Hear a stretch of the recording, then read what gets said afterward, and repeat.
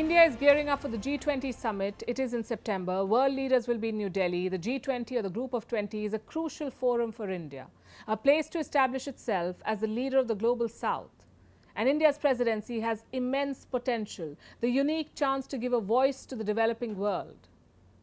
So what causes will India champion this time? Which issues will it highlight? What will be the legacy of India's G20 presidency? Our next report explores. A very good morning to all of you. India is hosting the G20 summit this year. And for the grouping, this is a crucial moment. For long, the G20 has catered to a Western world. It may include members of the global south. But when it came to their issues, the G20 turned a blind eye. But not this time. Heading this year's presidency is New Delhi, and it wants to champion the voice of the global south.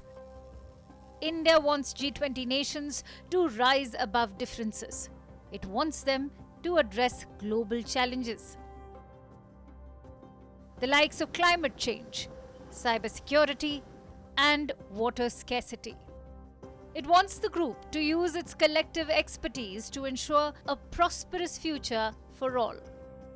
So what are the issues India will raise at this G20 summit?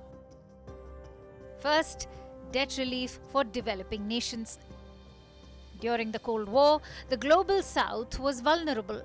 They needed money. The West was wary of communist influence, so they dished out funds. Then came other development projects in the 21st century. Thus came more funds. The gains have withered away, but the debts remain. So New Delhi will push for global debt relief. It will ask lending nations, including China, to take a haircut on loans. The second is climate financing. Climate change is upon all of us, but the global south is bearing the brunt first. It may not have contributed to the historic emissions, but it is dealing with the results of it.